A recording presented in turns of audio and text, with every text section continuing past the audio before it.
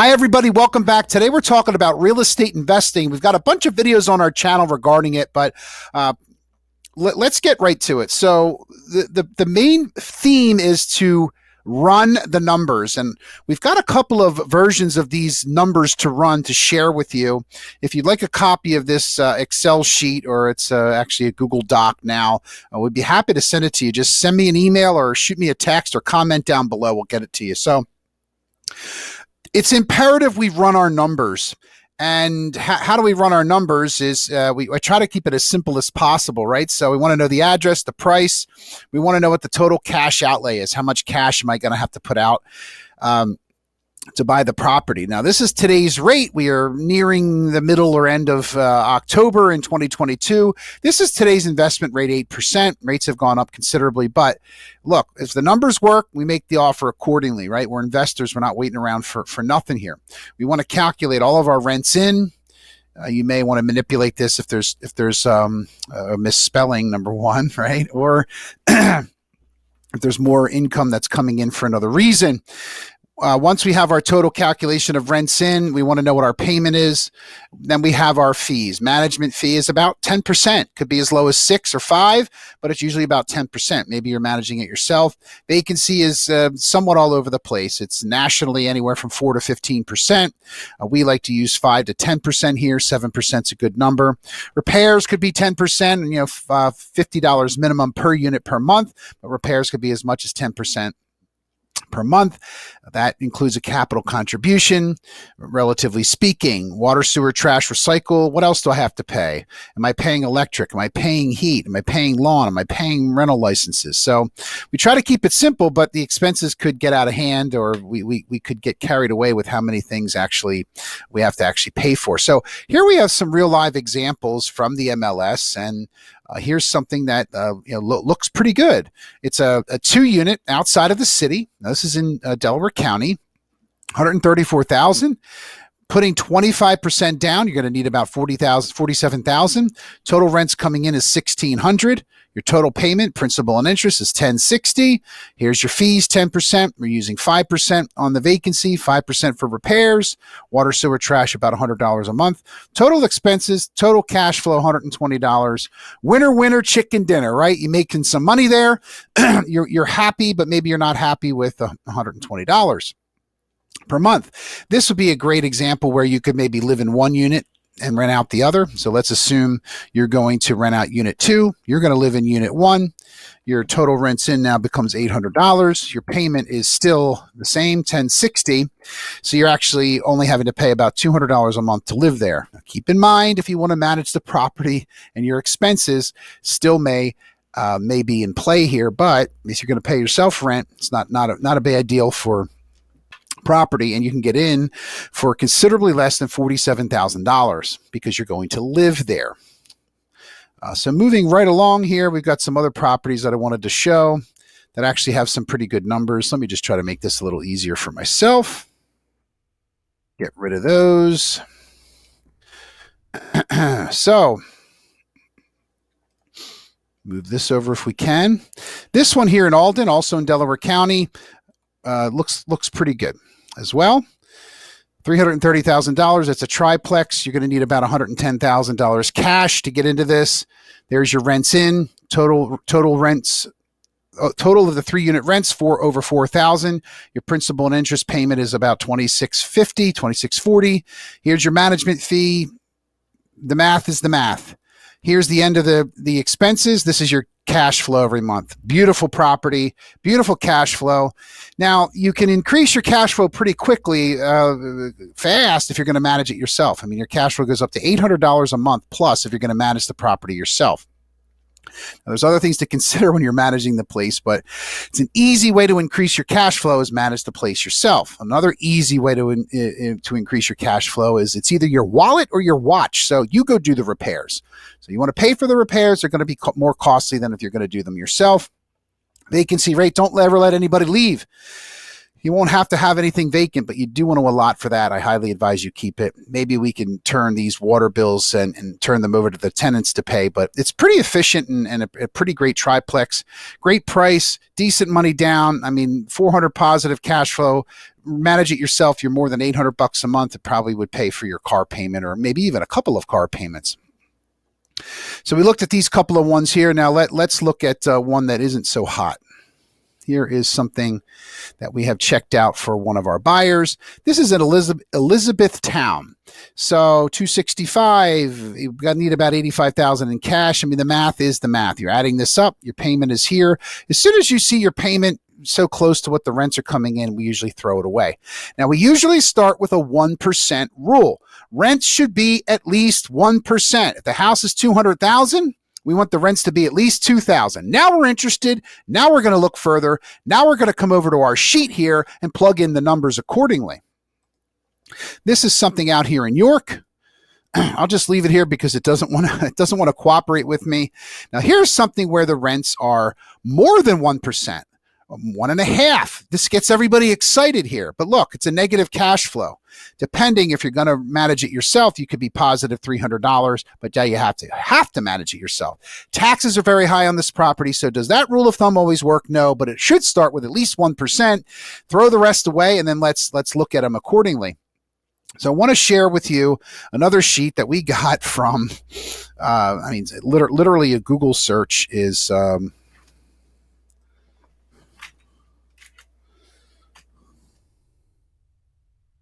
Dad, Poor Dad. I don't know if you've ever heard of him.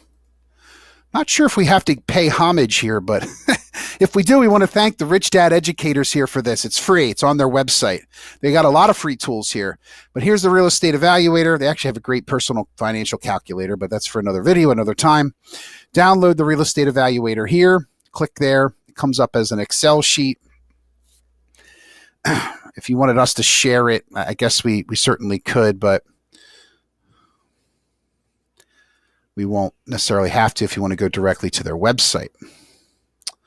So we've actually used their free as well, their free service as well.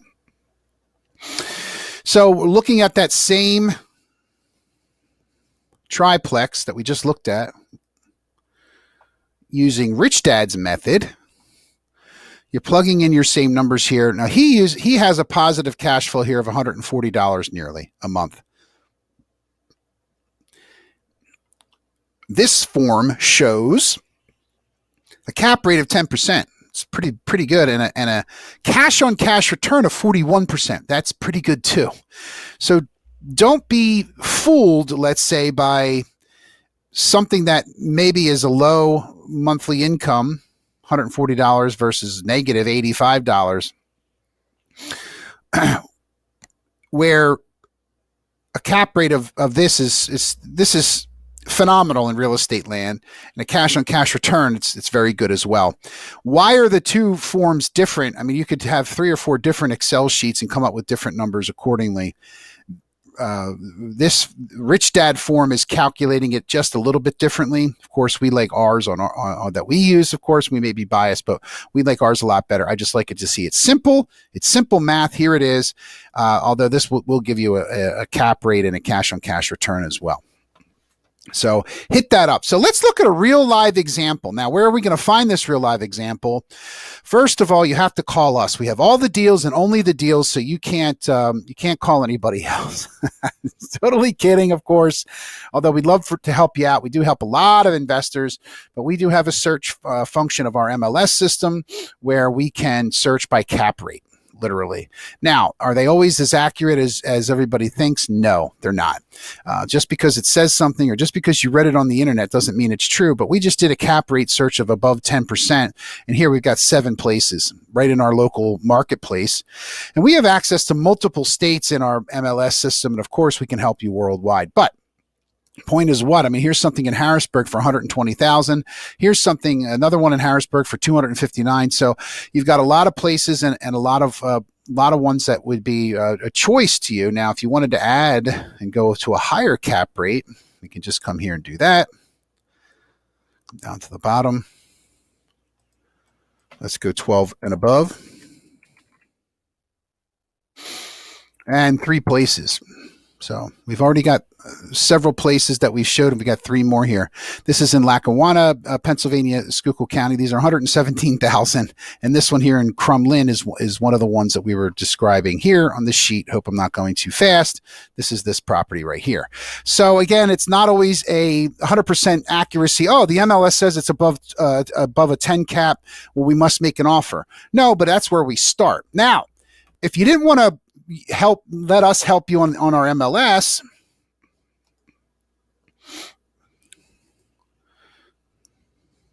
you can come to our website.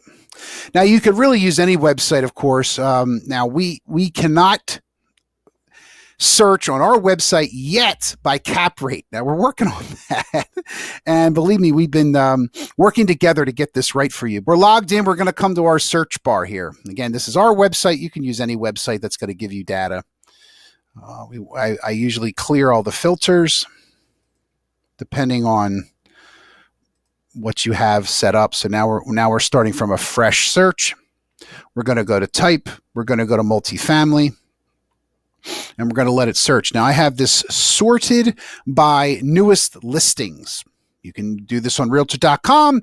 You could do this on Zillow. You can do this on our website. You could do this really pretty much on any website that you want. So hopefully they will give us information that we need. And I say hopefully. Our website, like most, you have to look at, or you have to rely on the agent to, which they didn't have any information there. Bad example, sorry. But let's see if 1339 Distant gives us the information we want here in the description. Okay, this is giving us some good data. It's not telling us what the rents are, but it is telling us what the units are. So if we know this section of the city, which we do, maybe you do, and you could just do a simple Zillow search or Craigslist search for what do rentals go for a 2-bedroom? What can I get a garage rental for here? I think we'll get a good example of one next.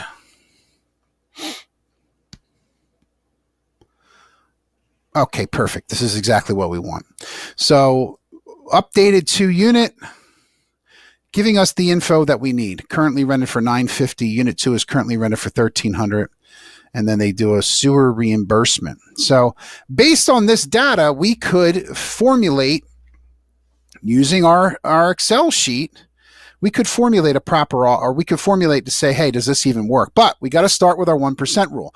So 1,300 plus 950 is what? 2,250. Does that meet the, plus we're getting $72 for sewer reimbursement. So that's sort of a wash. I'm not going to call that income, but what's the asking price on this property? 180,000. So yeah, hello, we're above 1%. Now we further investigate. It's that simple. Of course, I am very dramatic and extend things on for the use of our channel, but it happened pretty quickly here. Once I got logged in, it was the 3rd one over. They gave me the information I needed, and we're off to the races. So telltale place right here.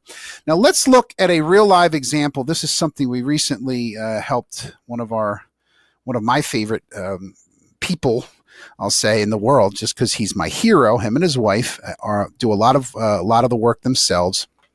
Meaning, well, that's why he's my hero. He does all the work, and I take all the credit. No, what I mean is they scour the MLS listings we send. They scour Zillow. They scour the internet for places. And this was a property, was listed for $149. We made an offer of $130. We ended up in the middle, and the total cash outlay here is $46,000. Now they ended up actually putting 20% down, and they got a 2% seller's assist. So not everything is always as cut and dry as it seems. I'm sorry, it was more like 36,000. So I'm putting 38 just to keep things simple. But it was about a $38,000 cash outlay, including inspections, including a seller's assist. They're putting 20% down. Their rate is actually a little bit less than 8. But nonetheless, the rents that are coming in are $1,100 and $1,100. It's a 2-unit, so we don't have any other rents coming in. So total rents in $2,200. Their payment around 1060. He's going to manage, they are going to manage it themselves, but we're going to say for argument's sake,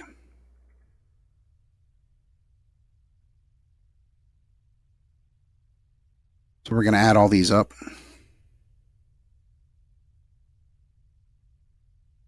Use our sum function. So we got 1610. It's actually a little bit less, I think, but anyhow, 1610 and the cash flow is 2200, or rather the profit coming in. The income is 22. The expense is 16. I mean, simple math puts it right around a $590 per month cash flow. I mean, hello. Real live example. We just went to settlement on this one. Now, what's a beauty about this is they manage the place themselves. So they already give themselves an immediate $220 bonus. And if hopefully I'm doing the math right, now you're at $800 a month on a $38,000 investment. It's phenomenal.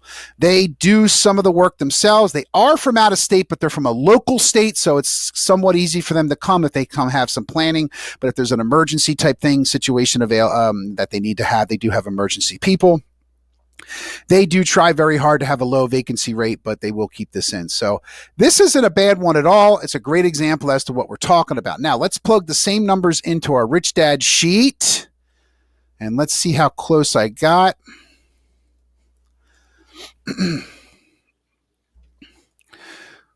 Just to keep things congruent, it's about a 1,400 square foot property. The current rents are 2,200. Now you want to make sure that everything adds up. They will use a 5% vacancy. Now they are not property managed, or they are managing it, but I'm going to put it in as an expense, adding the same expenses as I did on the other sheet, but it's going to just calculate things a little bit different.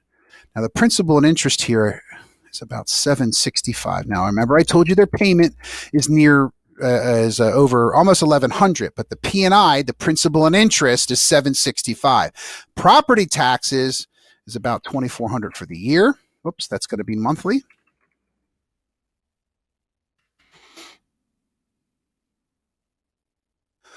So the total loan amount, about 107. Down payment, 28,000. Principal and interest again. Purchase price, 140. Closing costs is about 10,000. So we've got a cap rate of 14 and a cash on cash return of 72%. If I could hug the screen, I would. And I mean, it's beautiful. This happens every day, even in the seller's market that we're in. And it takes a lot of work on our part, but it also takes a lot of work on the investor's part. But when it comes together, it's like a beautiful sonnet. And look here. All right, I hope you found this useful. Sorry to make this video so super duper long, but I wanted to prove a point, and I wanted to say I appreciate you stopping out. If you want some help or need some help or just ask a question, give us a call, shoot me a text, send me an email. Have a great day, everybody.